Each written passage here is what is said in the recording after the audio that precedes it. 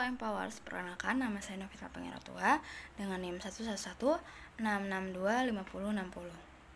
Pada hari ini saya akan menjelaskan materi tentang pemetaan keterampilan milik saya.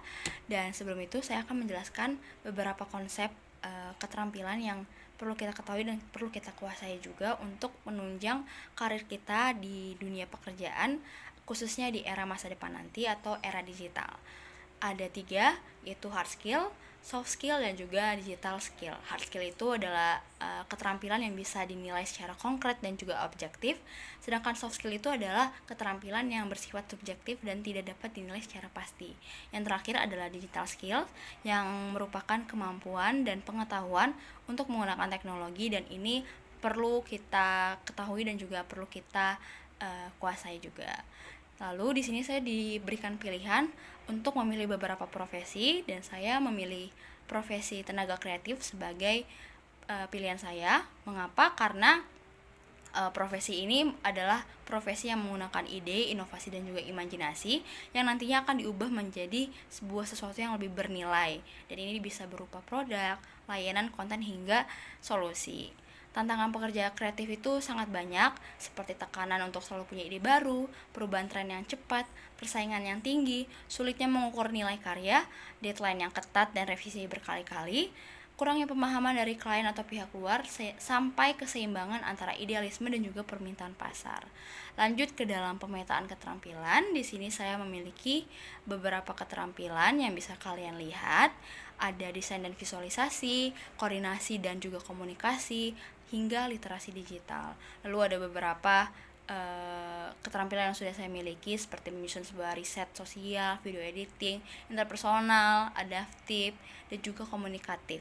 Dan terakhir ada pemasaran online. Dan ini beberapa keterampilan yang perlu saya kembangkan, seperti penyusunan riset, desain dan visualisasi yang perlu saya reskilling, ada video editing juga yang perlu saya upskilling, ada juga soft skill yang perlu saya kembangkan, dan beberapa keterampilan digital skill tuh perlu saya upskilling juga. Di sini ada reskilling atau upskilling roadmap.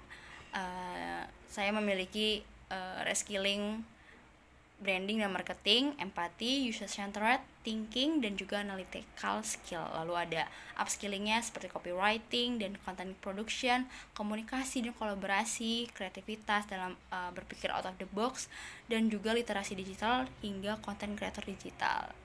Dan ini adalah beberapa sumber belajarnya, seperti mengikuti kepelatihan, mempercayakan diri untuk terjun ke dalam proyek, lalu juga aktif dalam komunitas atau organisasi, mengikuti workshop, dan juga memberanikan diri untuk mengikuti lomba atau turun ke dalam dunia kompetisi.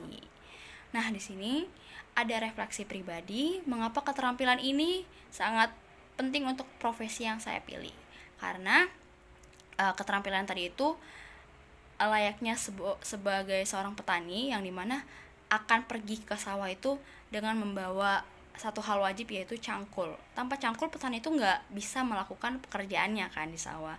Sama halnya dengan seorang pekerja kreatif, profesi yang saya pilih ini adalah profesi yang jelas membutuhkan keterampilan yang relevan dengan lapangan yang digulati, seperti lapangannya itu dunia maya atau dunia digital, sehingga keterampilan yang dimiliki itu harus berkaitan atau relevan dengan dunia yang nantinya diterjuninya, sehingga pekerja kreatif ini perlu keterampilan yang membentuk sebuah ide, inovasi, dan juga imajinasi untuk menciptakan sesuatu yang bernilai. Dan bagaimana sih pembelajaran sepanjang hayat bisa membantu saya dalam mencapainya?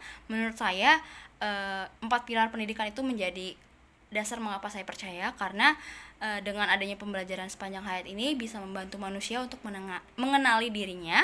Dengan mengenali dirinya dengan baik akan menumbuhkan kesadaran dan juga mencari keterampilan yang baru, dan tentunya adanya kesadaran ini akan membantu kita dalam meningkatkan kualitas manusia, sehingga kita mau terus belajar, mau terus memperbarui diri kita masing-masing. Dan dengan demikian pembelajaran sepanjang hayat akan membantu saya juga mencapai titik baik tersebut.